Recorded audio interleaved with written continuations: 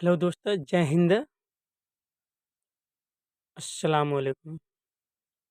मैं आज डिस्कशन करने वाला हूँ स्ट्रक्चर ऑफ द एटमॉस्फेयर। यानी पृथ्वी से लेके आसमान तक कितने भागों में बांटा गया है, उसके बारे में हम कुछ बताना चाह रहा हूँ। वैसे पृथ्वी से लेके आसमान तक 5 भागों में बांटा है। कौन? ज्योग्राफर ने, भूगोलवत्ता ने, भूगोल जो भूगोल लिखा भूगोलवत्ता बोलते हैं, ज्योग्राफर ने। कितने भाग में? Divide the 5 part. First part का नाम रखे हैं ट्रोपोस्फियर, सेकेंड भाग का नाम रखे हैं स्ट्रेटोस्फियर, थर्ड भाग का नाम रखे मेसोस्फियर, फोर्थ भाग का नाम रखा आयोनोस्फियर और पांचवा भाग का नाम गया एक्सोस्फियर। मान लो एक गरीब आदमी है, पैसा कमाया, वो 5 भागों में बांट रहा, 5 मंजिल घर बनाया। पहला मंजिल का नाम रख दिया ट्रोपोस्फियर, दूसरा नाम स्ट्रेटोस्फियर, तीसरा नाम मेसोस्फियर, चौथा नाम आयोनोस्फियर, पांचवा नाम एक्सोस्फियर। अब पहला मंजिल में जो सब कुछ फैसिलिटी है, जैसे ट्रोपोस्फियर। ट्रोपोस्फियर में क्या हो रहा है? बारिश हो रहा है, वेदर हो रहा है, मौसम हो रहा है, बारिश हो रहा है, क्लाउड बन रहा है, ऑक्सीजन मिल रहा है। और क्या हो रहा है? इसमें पहला जो भाग है उसमें क्या हो रहा है? Increase the height, decrease the temperature. ठीक है, पहला मंजिल में हम जाएंगे ऊपर से नीचे से ऊपर, तो का हाइट ऊपर होगा, हमारा टेम्परेचर डिक्रीज होगा। ठीक है, और इसके बारे हम एक्सप्लेन करते हैं इंग्लिश में और उसको हिंदी में भी बताएंगे। ट्रोपोस्फियर क्या बोला है? It is the lowest most of the most important layer of the atmosphere.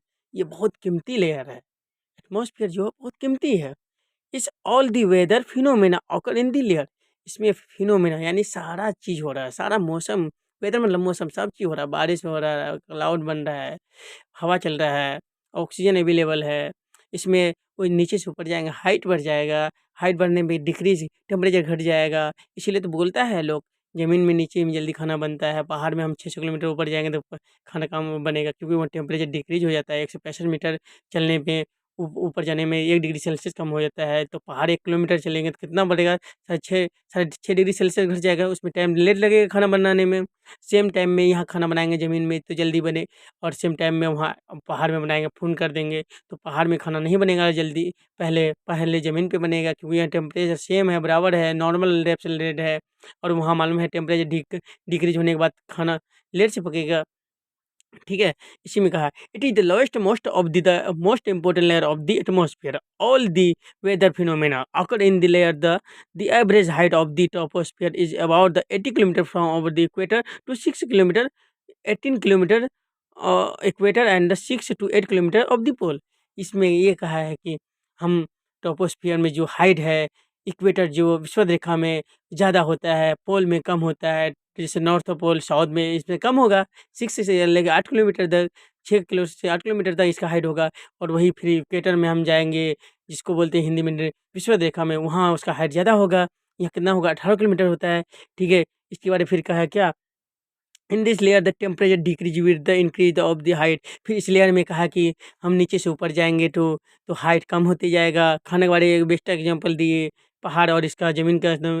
ठीक है, उसमें कहा गया ये 165 मीटर हम ऊपर जाएंगे तो 1 डिग्री सेल्सियस टेम्परेचर घट जाएगा। अगर हम 1 किलोमीटर ऊपर जाएंगे तो क्या करेगा? 6.5 डिग्री सेल्सियस घट जाएगा। इसी को हम नॉर्मल लेफ्ट रेट बोलते हैं। ठीक है, इट इज कॉल्ड क्या बोलते हैं? Normal left. उसके बाद दूसरा मंजिल जिसको बोलते हैं दूसरा घर। जैसे 5 मंजिल बनाया है तो पहला के बाद दूसरा हम जाएंगे, जिसको बोलते हैं स्ट्रेटोस्फियर, उसका नाम रखे है। स्ट्रेटोस्फियर में कहा गया temperature remain the stable at the begin of the this layer. इस लेयर में कहा गया है कि तुम नीचे से ऊपर कितनों भी जाओ और 18 से ऊपर कितनों भी जाओ, तुम्हारा इसमें इस लेयर में टेम्परेचर बराबर रहेगा। इंक्रीज हाइट होगा, हमारे टेम्परेचर बराबर रहेगा। बाकी नो वेदर फिनोमिना, यानी हम मौसम कुछ नहीं होगा, क्योंकि बारिश होना तो ट्रोपोस्फियर में ही हो रहा है। ट्रोपोस्फियर में क्या होगा? इसमें ओजोन लेयर मिलेगा तुम्हें। इसमें क्या मिलेगा? हवा कम मिलेगा। इसमें मालूम है बारिश की कोई घटना नहीं होगा, इसलिए तो स्ट्रेटोस्फियर में ही एरोप्लेन चलाते हैं। इसका अब इसको इंग्लिश में हम बोलते हैं, देखो, temperature remain the stable at the begin of this layer but suddenly start the increase up to the height of the 20 kilometre. ये 20 किलोमीटर तक है। This suddenly change in the temperature is due to the presence of the ozone layer. इसी layer में ozone layer रहता है, जिसको बोलते हैं विद ऑब्जर्व दी अल्ट्रावायलेट रे, ये ऑब्जर्वेशन लेयर जिसको बोलते हैं, ये मालूम है ऑब्जर्व करता है अल्ट्रावायलेट रे जिसको बोलते हैं, पैराबैंगनी किरण को ऑब्जर्व करता है, वो ज़मीन आने नहीं देता, वही उसका जो कैंसर बीमारी उससे फैलता है, वही रोक देता है। उसके बाद उसमें कहा which absorb the ultraviolet rays, this layer of the atmosphere is almost free from the weather disturbance hints है। ये इसमें वेदर का फ्री रहता है, कोई वेदर कुछ भी नहीं होता है। उसके बाद preference by the pole is the fly the aeroplane, इसी लेयर में मालूम है। अब देखो, नो वेदर फिनोमेना, इसका मतलब ना बारिश होता ना कुछ होता, तो जहाज चलाने में आसानी लगेगा, इसीलिए में जहाज चलता है। उसके बाद आता है तीसरा मंजिल को जैसे बोलते हैं मेसोस्फियर, समझे। तीसरा मंजिल वाले जो पहुंचा है उसमें क्या कहा, this layer extend from the 50 kilometre to 80 kilometre, ये 50 से लेकर 80 किलोमीटर तक चलता है। इसका हाइट कितना, 50 से लेकर 80 तक।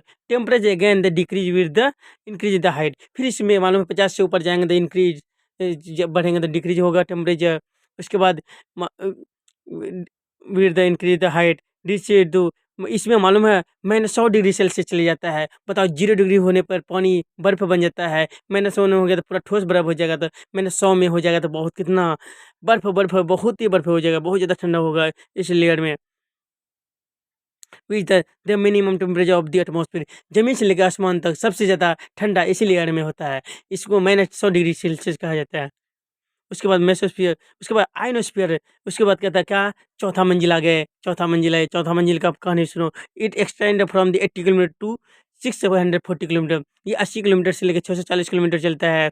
इसमें क्या, electric charge in the ions particle the bonded founded in this layer the and the temperature increase the height, इसमें जब चौथा वाला मंजिल में जाएंगे तो इसमें हाइट बढ़ेगा, तो ऊपर तो टेम्परेचर भी बढ़ेगा, समझे। इसीलिए बता रहे हैं increase temperature will increase the height, this layer the reflect the back to back radio wave, इसी लेयर में रेडियो वेव चलता है, जो बोलता है ना रेडियो में बजाते हैं, टीवी में बजाते हैं, इसी में इसमें वेव आता है। इसके बारे में इससे ये फायदा हुआ है।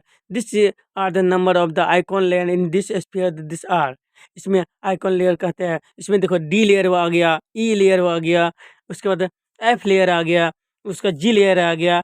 उसके बाद आप पाँचवा मंजिल, जो पाँचवा मंजिल हम बनाए थे लास्ट अंतिम लेयर में, इसमें कहता है एक्सोस्फियर, एक्सोस मतलब सबसे ऊपरी वाली मंजिल।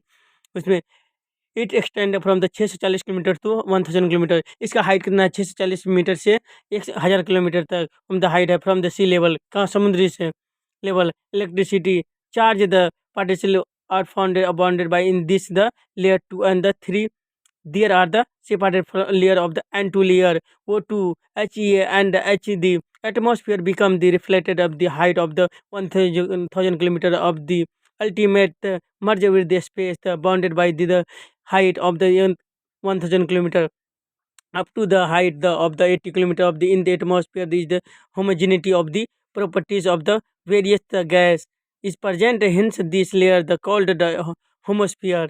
Bind bonded the layer homosphere, there are the atomic layers of nitrogen, oxygen, helium and hydrogen. The region of the heterogeneity is called the heterosphere. इसको हम एक पहला मंजिल से दूसरा मंजिल, तीसरा मंजिल, चौथा मंजिल, पाँचवा मंजिल, इसके बारे एक्सप्लेन किए। जैसे कि स्ट्रक्चर ऑफ एटमॉस्फेयर 1 से लेकर 5 मंजिल तक भागों में बाँटा है। उसको आसान तरीका में हम देहाती भाषा में कहने लगे। एक आदमी जो कमा के 5 मंजिल बनाया, पहला मंजिल में कुछ अलग पहचान है, दूसरा में अलग है, दूसरा का नाम अलग है, तीसरा का पहचान अलग है, तीसरा का नाम अलग है, चौथा का पहचान अलग है, चौथा का नाम अलग है। जैसे मान लो मेरा नाम हातिम है, तो हातिम वाला गुण होगा, मैं क्या एक अच्छा पढ़ा लिखा हूँ, मेरा भाई और 4 है, उनमें से एक नुमान है, उसका अलग पहचान है, नुमान है वो ठेकेदार है, तीसरा भाई एक साजिद है, वो क्या है, एक लेबर है, चौथा भाई क्या है, मरगूब है, वो भी एक लेबर है, पाँचवा भाई क्या है, वो अबूल है, उसको डेट कर दिया, मर्डर हो गया, या उसको मार दिया, मर गया। तो इसका सबका अलग अलग, जैसे हम लोग 5 भाई 5 लेयर है, वैसे ही हम पृथ्वी से लेकर आसमान तक 5 भाई मान लो 5 लेयर में बांट दिए। जिसको पहला का नाम रखे ट्रोपोस्फियर, दूसरा का नाम रखे स्ट्रेटोस्फियर, तीसरा का नाम रखे मेसोस्फियर, चौथा का नाम रखे आयनोस्फियर, पाँचवा का नाम रखे एक्सोस्फियर। सबका अलग अलग पहचान, अलग अलग गुण, अलग अलग काबिलियत, काम होता है। पहला लेयर को हम एक्सप्लेन किए एग्जाम्पल के तौर पे, दूसरा लेयर को भी एग्जाम्पल के तौर पे समझाया, तीसरा के, इस तरह से हम स्ट्रक्चर ऑफ एटमॉस्फेयर के बारे में एक्सप्लेन किए। ये ज्योग्राफी का एक ज्योग्राफी का टॉपिक है, जिसको बोलते हैं फिजिकल ज्योग्राफी। ज्योग्राफी भी 2 तरीका का, एक ह्यूमन ज्योग्राफी, दूसरा फिजिकल ज्योग्राफी में भी 2 geography, world geography, Indian geography, और ये वर्ल्ड ज्योग्राफी में मिलते हैं, ताकि क्योंकि हम अगर कोई बोलेगा तो किसमें ये टॉपिक मिलेगा तो हम बोलेंगे वर्ल्ड ज्योग्राफी में फिजिकल ज्योग्राफी पढ़ लो, ठीक है। फिर ह्यूमन ज्योग्राफी में बहुत सारे ब्रांच है, अनगिनत, जैसे ह्यूमन ज्योग्राफी में आ गया क्या पॉपुलेशन, इकोनॉमिक्स, उसके बाद क्या बोले पॉलिटिकल ज्योग्राफी, अनगिनत ब्रांच है। सब टॉपिक टॉपिक में ब्रांच बन गया है। जब तुम हायर एजुकेशन स्टडी करोगे, जिसको बोलते हैं पीजी कोर्स, उसमें तुम्हें बताया जाएगा, अलग अलग ब्रांच के बारे में एक्सप्लेन करेगा। अभी जो हम पॉपुलेशन पढ़ते हैं, एक वर्ड है, वही पॉपुलेशन ज्योग्राफी बन जाते हैं। इकोनॉमी ज्योग्राफी जो अभी इकोनॉमी पढ़ते हैं, वो एक ज्योग्राफी हो जाता है। पॉलिटिकल ज्योग्राफी है, हिस्टोरिकल ज्योग्राफी है, यानी हर चीज़ का अलग अलग टॉपिक वो एक बुक बन जाता है। जब तुम जो बहुत बड़ा यूनिवर्सिटी जाओगे तो वहाँ इतना बुक मिलेगा एक एक टॉपिक में कि तुम सोच नहीं सकते हो, ठीक है। और एक एक टॉपिक में तुम डिस्कशन करोगे, कितना हज़ारों लाखों थीसिस लिखा जाता है। हर साल कितना ज्योग्राफर पीएचडी करते, कितना थीसिस देते हैं एक प्रोफेसर को। एक थीसिस इंडिया में, मान लो इंडिया का ज्योग्राफर है जो इंडियन स्कॉलर है, वो एक टॉपिक थीसिस प्रोफेसर के देंगे, एक थीसिस किसको देंगे, यूनिवर्सिटी को, एक थीसिस फिर विदेश जाएगा। उसके बाद तीनों जगह चेक होने के बाद थीसिस, तब वो फिर वो स्कॉलर बनेगा, तब उसको पीएचडी डिग्री मिलता है, जो दुनिया की सबसे बड़ा डिग्री कहा जाता है।